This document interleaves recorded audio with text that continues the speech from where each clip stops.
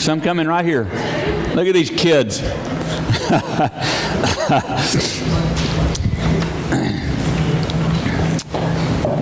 Ages 4 through the 2nd grade, they can go with Miss Shelley, okay?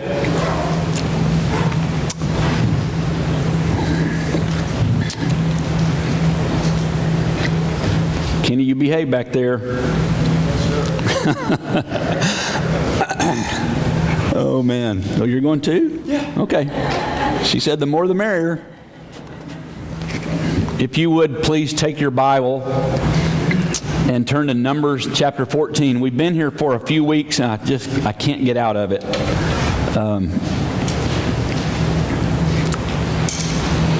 And you'll see why here in a minute. One of the things that I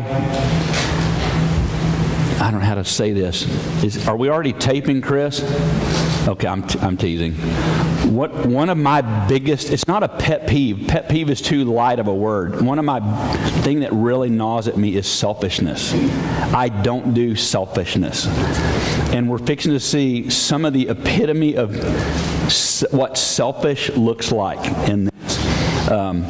And we'll kind of go from there. So we're going to have to relook at the whole thing, and we're going to just get some traction in here and go quickly. But this is we've been in about the spies and all of that. But I want to break this chapter down more of a verse by verse thing, and then we can move on. Okay. So chapter 14. That night, all the people of the community raised their voices and wept aloud. Okay. So remember the context. The spies had just gone into the promised land. God didn't send them there. Moses didn't send them there. Deuteronomy 1 says that the people wanted to send spies. And God goes, go, good grief, go ahead. And 10 spies came back, remember, and they were like biting their nails going, we can't make it. We're grasshoppers in their sight and blah, blah, blah, blah, blah. And they whine and complain. And 2 spies came back and said, we can take it. Come on, let's go. And that was Joshua and Caleb. So this is where that picks up. That night, all of the people of the community raised their voices and wept aloud. All the Israelites grumbled against Moses and Aaron, and the whole assembly said to them, if only we had died in Egypt or in this desert, why is the Lord bringing us to this land only to let us fall by the sword? Okay, let's stop there. So here, the fear of selfishness, this all-devouring, all-consuming selfishness swallowed up every other consideration that they had. It's like all they could think about was themselves. And their annoyance, their discomfort, their fear, their frustration wasn't caused by feeling guilty over sin. It wasn't that they broke God's heart. It was because they were suffering and their fleshly lost. And all that they wanted was that their suffering be taken away. There was no shame. There's no penitence where they feel sorry for anything they've done. There's no desire to run to God. The self-will right here in this verse is as strong as in Deuteronomy 1 when we read about when they were sending out the spies. So it was expressed, this selfishness is expressed and first of all in the complaint against their leaders. They get on Moses. Moses, why did God do this and why did you do this? What they really wanted was a Moses less faithful to God. He's like, well, we don't want you to be that. We want you to be less faithful and more attuned to our little whims and our complaining and our whining and our carrying on. They blame Moses when they should have praised him. Really, I'm not talking about like praising God, but they blamed him when they should have been going, thank you, Moses, for your leadership or whatever. It's also expressed, their selfishness is also expressed against God. We saw that. Why did the Lord bring us into this land only to let us fall by the sword? They did say one thing that was true. He had brought them into this land. He had done what he said that he would do. But in this present predicament that they're in, listen, the predicament they're in, God had nothing to do with. And we fall into that. We get ourselves in a bind because of our disobedience and our unbelief or whatever it is, we get in a bind and then we want to blame God for it. God didn't do that to you. God didn't do that to them. They're in a bind because they did it to themselves. Their lying, their disobedience, their unbelief got them in this place. And their cowardice. Okay, so let's keep going. And they said to each other, we should choose a leader and go back to Egypt. The King James says we should elect a leader. Isn't that right? Isn't that what King James says? Is there anybody with a King James in here? Is it say elect, Joan? Okay. It says let's make a captain. Let us make a captain. Okay, we should choose a leader. We should make a captain. Listen, you can call a man a leader, but it doesn't make him one. Some of you, if you don't remember one more thing, you got to know that sentence. You can call a man a captain. You can call a man a leader. That doesn't make him a leader. We should call a leader. They had a great leader. No election can turn a fool into a wise man. I mean, it can't. A little side note, won't you be glad when the elections are over? Okay. If I see one more sign, okay, never mind. And I won't even go about the parade. Okay. See, leaders are not elected. Leaders are not self-appointed. The true leader, the true captain. Who was it that said captain? Matthew? Yeah. The true leader, the true captain is one, and we've been trying to teach this to our kids. The true leader is the one who has been found faithful in the least. The true leader is the one that's back there scrubbing toilets when nobody knows. I'm going to get in trouble for this one. I've said it before and I got in trouble then. What the heck? At the church where I was in Texas, I would have people come up to me all the time. I'd love to sing today. I've got a word from the Lord I want to say. And I mean, I'm all for people singing. I'm all for words from the Lord. But what I was trying to help them understand is, wait a minute. You don't get to just be. You earn. Now I'm in a real bind. You earn this place. You earn this by doing things that no one else would do that no one else knows you're doing. Are you with me? A leader is found faithful back in the nursery, in the diapers, back where nobody knows what's going on. And this leader, and God's just doing this thing. A leader is not just somebody who jumps up here one day and goes, hey, I'm the leader. Okay, I'll get off of that. But he's faithful in that which is least.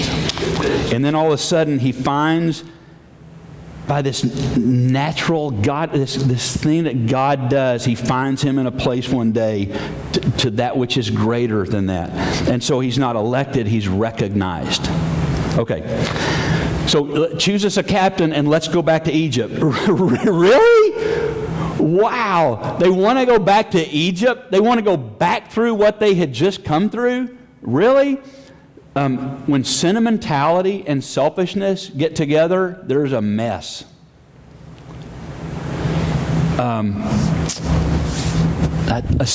We need a whole sermon on sentimentality. Sentimentality will get us in trouble because it was like, wow, I remember that, and those were the good old days, and let's go back to that. And it's a dangerous combination, how blind we are sometimes.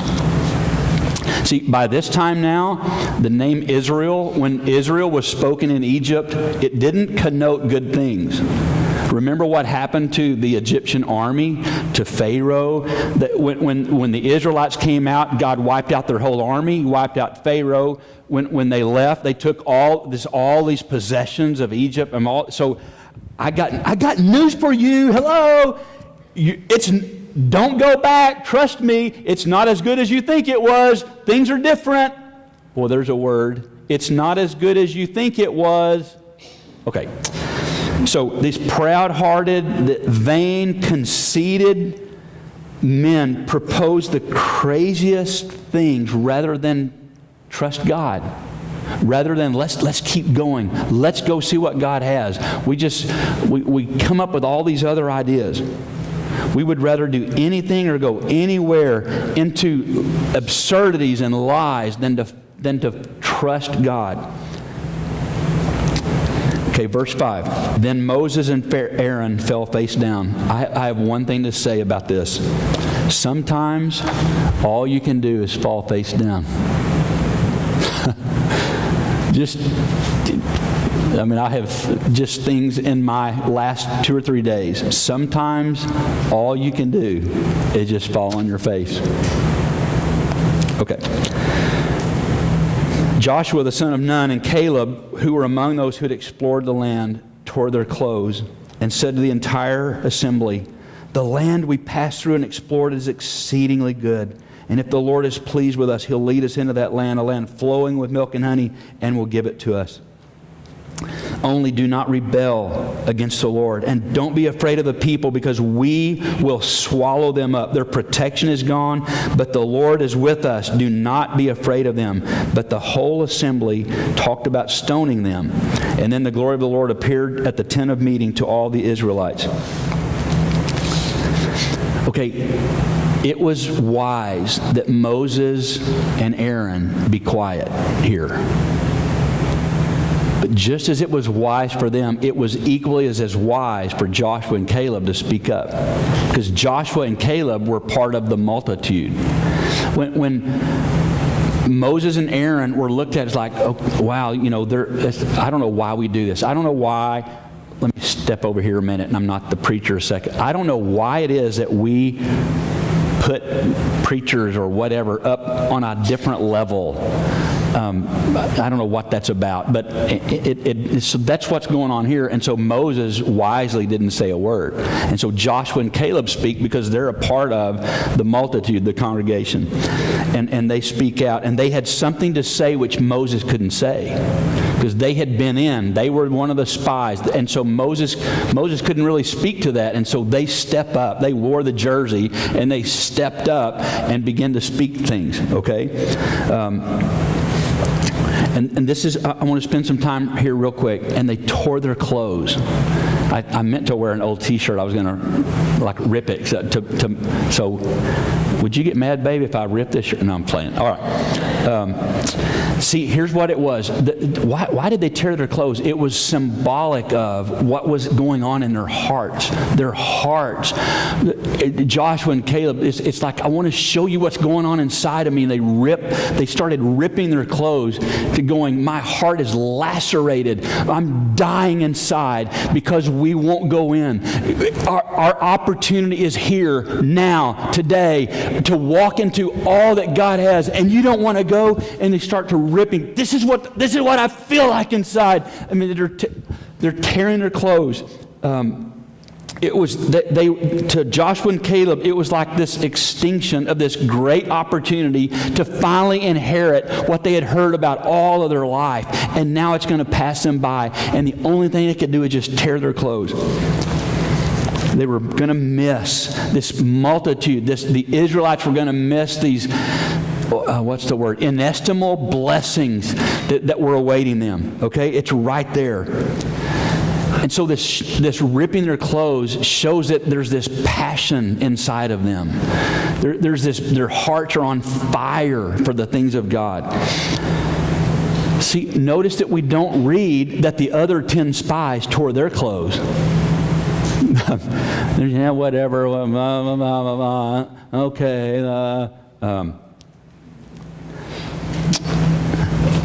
I want to walk my life with people that tear their clothes.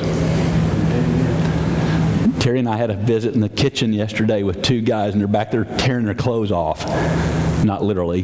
But we were talking about things, and this passion. You could just see it like rise up. And wasn't it? It was like they're tearing their clothes. It was awesome. And my heart was warmed by the fire inside of their heart. Does that make sense? I want to walk my life with people that are tearing their clothes, that are passionate about the things of God, that are going, we can go. Did you hear what he's saying in those verses? Let's go. We can do this. That belongs to us, not them. Let's go. I want to live my life with that kind of people. People with a backbone and conviction. People that have a pulse. People with hope, with vision, with passion, with abandon. Remember, Joshua and Caleb were the one that brought the fruit. I want to walk my life with people that got juice running down their mouth from what's ahead. We've tasted it. I mean, just stuff. They're ripping their clothes and juice is running all over them. And okay, never mind. Conversely, the others weren't. When my memories are stronger than my dreams, I've already begun to die. When what was behind me looks better than what's in front of me, I'm dying. And you're dying. Rip your clothes. Somebody in this room get a pulse, a conviction about something of the things of God. And then this, he said, I chased this one. We don't have time for me to go there. But when Caleb said, and if this is verse 8, if the Lord is pleased with us. So this is how my mind works. I go, okay, if the Lord is pleased, what is it that pleases the Lord?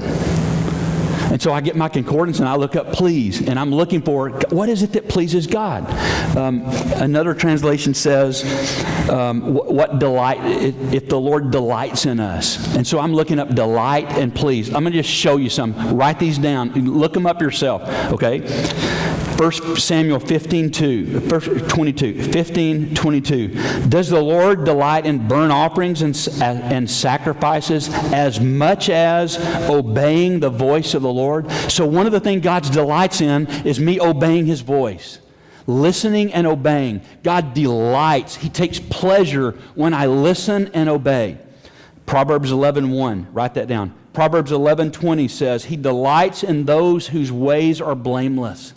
So God delights when my ways are blameless. God, I want to walk blameless. I want to walk blameless before you because I want to delight your heart. I want to please you, God. Proverbs 12:22. He delights in men who are truthful. God, I want to tell the truth. I want to speak the truth in love. I don't want to lie. I don't want to exaggerate. I don't want to misrepresent. I want to speak the truth because I know that you delight in the truth. For the truth will set you free. Proverbs 15:8. Amen. That's right. The truth will set you free. Okay. I wish we had time to go there. But the truth, yeah, okay. Proverbs 15:8. But the prayer of the upright pleases Him. You want to please God? Pray! And then pray some more. Gary and I were talking this morning about, man, I'm getting up at 5 and I still can't get it covered. It's going to have to be 4 now. And just like, pray. The prayer of the upright pleases God. It delights Him. 2 Samuel 22:20. He rescued me because He delighted in me. What delights God? You do. Isn't that an awesome verse? He rescued me because He delights in me. Wow. Some of us that are 50 and older, that were raised in like the kind of church that some of us were raised in, that almost sounds heretical. Because we heard all of our life, God's mad and He's angry and blah, blah, blah, and you got to do this and you don't do that and you don't do this and you didn't follow that rule and you didn't knock on enough doors and you didn't come to prayer meeting, blah, blah, blah, blah, blah. Listen, can I tell you that God delights in you? And you don't have to knock on another door to try to get Him to be pleased because He's pleased already. And when we get that, all of a sudden, there's not enough doors I can knock on. But it's not out of obligation. It's because I love Him. And I want you to know that I love Him. And so I'm going to knock on your door. And I'm going to stand at your door and my clothes ripped, my clothes shredded, and I got juice running down. I'm going, I got to tell you about something. Psalm 22:8, Psalm 37:23. It just keeps going on and on and on. And then these two I couldn't wait to tell you about. Colossians 1:19. Listen, I'm going to tie these two verses together. Okay, we're looking at the words pleased and delight. Colossians 1:19, for God was pleased. Okay, my ears go up. God was pleased. Okay, I'm looking for things that please God. For God was pleased to have all of his fullness dwell in Jesus. Okay, that's awesome. Okay, so it pleased God. So God goes, here's my son, and I'm going to put all of who I am. It pleases me to put everything I am in my son Jesus. Okay? God was pleased to have all of his fullness dwell in him, and through him, through Jesus, where all of his fullness is, to reconcile to himself. Listen, Garrison. Listen closely, Garrison. Okay? We've been having this, he's in this debate thing about something. And so we've been trying to find scripture. It pleased God in Jesus, all of his fullness should dwell, and through him to reconcile to himself all things, whether things on earth or things in heaven, by making peace through his blood shed on the cross. Okay, watch. I'm going to tie another one. Galatians 1:15 and 16. Listen. But when God, who set me apart from birth and called me by his grace, watch, was pleased to reveal his son in me. Okay, stay with me. I'm going to connect these dots. So, it pleased God that God should put all of his fullness in Jesus. And then, because he wanted to reveal this Jesus, he puts this Jesus in me. And he reveals himself to you through me. That pleases God. Isn't that awesome? Listen, it pleases God that he deposited all of who he is in you so that you could walk out of those doors and God go, I'm going to reveal myself here. I'm going to reveal myself to this guy. I'm going to reveal myself here. I'm going to reveal myself to the musicians union this week to a guy named Dave. I'm going to reveal myself here. Wherever it is that you are, God is always trying to reveal who he is through you. That pleases him. And that pleases me that pleases him. And it pleases me to see you please him when he... Oh, okay, all right. Isn't that incredible? And I see that I come out of my skin. I want to please God. I want God to delight in me. How do I do that? By letting him be all of who he is in me. I wouldn't be telling you the whole truth if I didn't say this part. See, here's what we do. We want to let him reveal in us, not all of us. This is a generality I probably shouldn't make, but we want to let him reveal the things that we like and that we can control or explain or understand. Listen, God doesn't need your help to reveal who he is. In fact, the more you take your hands off, the better off it's going to be.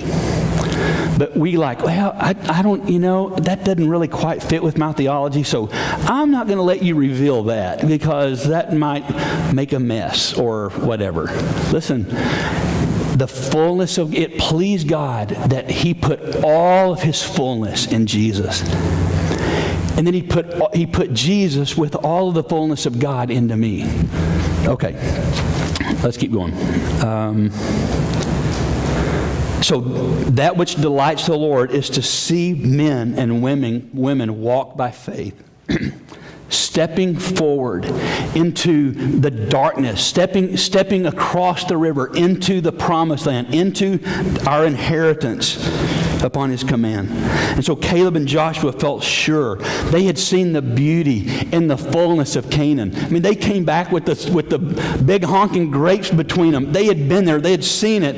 And they're confident that God wanted to delight his kids with that.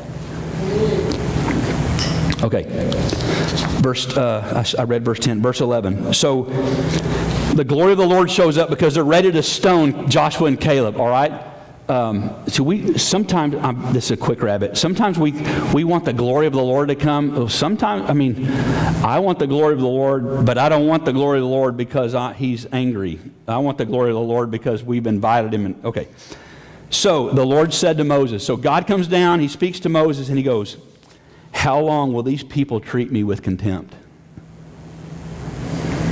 how long will they refuse to believe in me, in spite of all of the miraculous signs I have performed among them? Let's pretend that this is not thousands of years ago. Let's pretend that God is saying today. I'll just use Dave. I'm looking at Dave. I don't mean anything by it. How long, Dave, will you treat me with contempt? How long, Dave, will you refuse to believe in me in spite of all that I have done before you? Wow. I will strike them down with a plague and destroy them, but I will make you into a nation greater and stronger than they. Okay, I need to go back 3 weeks. Remember that verse? Here's what I talked about, and I can't get my head around this. God had made all these promises to Abraham. Remember, we looked at that for months. And we've seen this whole thing unfold. And remember, Abraham was 100 years old, and God said, walk outside. You see the stars? You're going to have that many descendants. Remember, and he and Sarah conceive, and they have a child, and all of that. And here are the answers to all that. And God goes, you know what? I'm so angry. I'm so frustrated because of their unbelief. I'll just wipe them out and start over with you, Moses. God. What a temptation for Moses. And Moses goes, we'll read the rest of it, and then he goes, oh, no, God, no, please, no. No, God.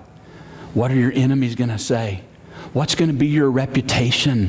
What would they say that you can't follow through with what you said was going to happen? I mean, it's just unbelievable, the weight of this right here, okay? So Moses said to the Lord, verse 13, Lord, then the Egyptians will hear about it. By your power you brought these people up from among them, and they will tell the inhabitants of this land about it. So in other words, Moses is going, God, whoa, wait a minute, God. If you do this, the Egyptians are going to know. And it's going to go through all this thing. And then the Egyptians are going to tell Canaan. They're going to tell the people in the promised land. And so he goes on, and they will tell the inhabitants, and they have already heard, who? The Canaanites, where they're headed. They've already heard that you, O Lord, are with these people, and that you, O Lord, have been seen face to face, that your cloud stays over them, and that you go before them in a pillar of cloud by day and pillar of fire by night. If you put these people to death all at one time, the nations who have heard this report about you will say, the Lord was not able to bring these people into the land he promised on oath, and so he slaughtered them.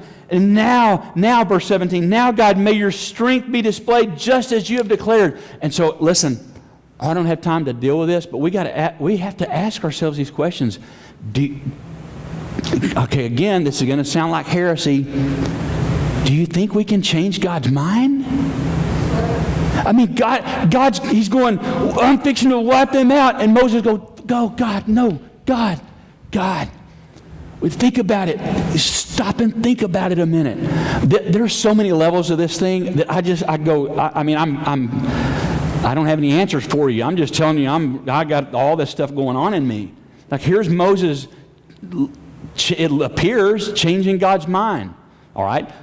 So you don't want to mess with that one. Then let's mess with this one. I fall more in love with God. Watch this. I fall more in love with God when I read how he talks with Moses.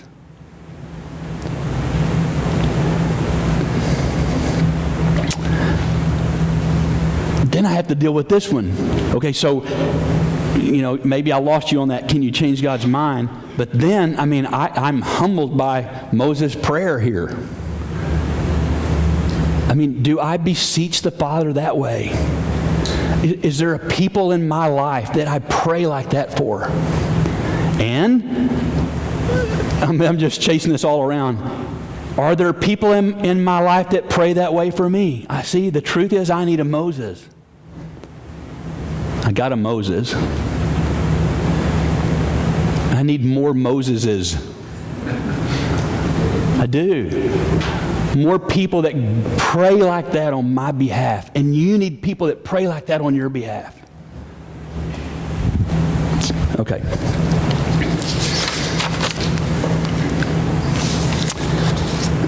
So keep reading that part. All right, let's go down to verse 26. Then, because what these verses that we come to right before that are what we've been looking at. When God said, Caleb, he has a different spirit. Remember, we've been looking at different spirit. And in verse 26, and the Lord said to Moses and Aaron, how long will this wicked community grumble against me? I have heard the complaints of these grumbling Israelites. Wow, I don't want to be known in heaven as a grumbling, what would be the American? No, a grumbling Christian. Wow, can you imagine? Can you imagine that coming out of God's mouth? Yeah, there's Lucas, that grumbling Christian. Man. Okay. So I tell them, as surely as I live, declares the Lord, I will do the very things I heard you say. What was it they said? Oh, we wish we'd just die out here in the wilderness. Okay. Then I'm going to give it to you. Guess what? You get to die out here in the wilderness. There's this self-fulfilling prophecy here. Listen, again, it's another sermon. Be very careful what comes out of your mouth. Be so very careful what you say. Okay.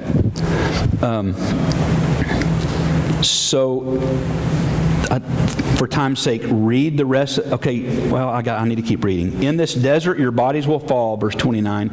Every one of you 20 years old or more who is counted in the census and has grumbled against me, not one of you, this is like a dagger, not one of you 20 years old or more will enter the land that I swore that I was going to make your home. Except for two people, Joshua and Caleb. Only two guys out of this whole group can get in. As for your children that you said would be taken as plunder, we missed that verse a minute ago because I was in a hurry. I will bring them in to enjoy the land you have rejected. But your bodies will fall in this desert. Your children will be shepherds here for 40 years, suffering for your unfaithfulness until the last of your bodies lies in the desert. For 40 years, 1 year for each of the 40 days you explored the land, you will suffer for your sins and know what it is like to have me against you. Oh my goodness. Okay, so in reality, all was to go on, all was going to keep going on as had been going on, except for the promise is gone. They were to continue in the wilderness, and they were going to die there. Okay, notice, we don't read that just because they turn their back on God, we don't read that God goes, okay, well, since you've rebelled against me, just you get to go do whatever you want to do now. No. We don't escape God's restraints because our hearts rebel. Here's what I mean by that. You know Christian people, maybe in your own family, who have turned their back on God, but God doesn't go, okay, now you go you're free to do whatever you want. No, and so these people that it's like it's a living hell. I mean, it's like they've turned their back on God, but God still has these restraints. What's the verse about?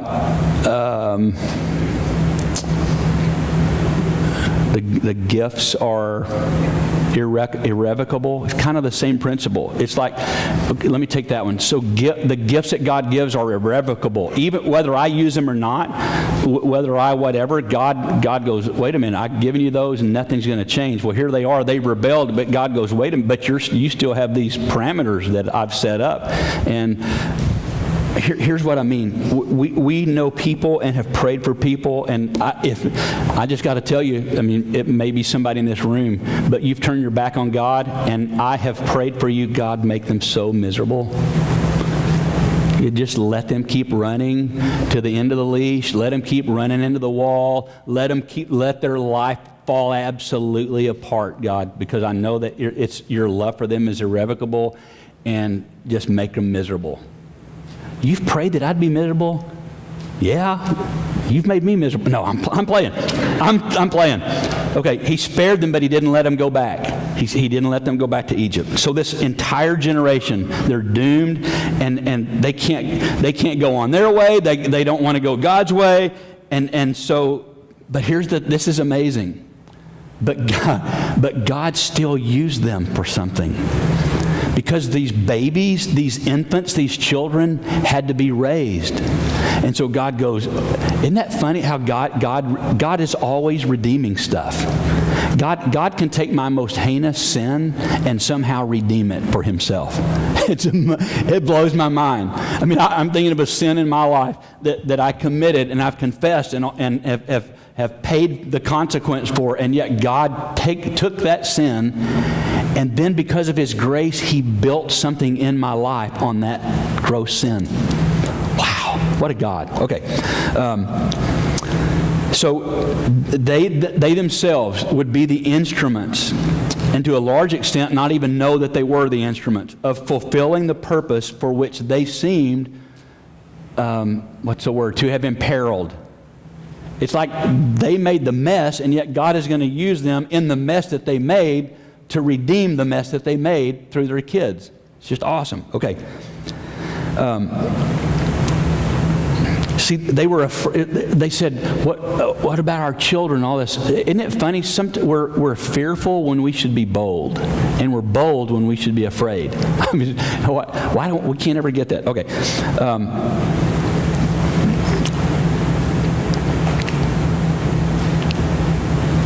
I want to make sure I say this right. God is saying that these very children were the ones who were going to enter and conquer where their fathers were afraid to go. I'm going to probably just wrap this up like with these thoughts, because this is so, we got to get it, and I don't want to just blow right by this. Another generation would come forth, and this generation that was to come would not know about Egypt. They wouldn't know, remember, because they said, we wish we could go back to Egypt. We miss the onions. Really? We miss the leeks. We miss this and we miss that. Wow, I'm not going to think of something better that I missed. But these kids that were born in the wilderness, that were born in the desert, they didn't know what Mom and Daddy were talking about. And so God was going to use Mom and Dad to raise this generation up that didn't know about Egypt, that didn't have the lusts, the things that their moms and dad lusted after. Okay? Verse 33. Oh, I'm on the wrong page. But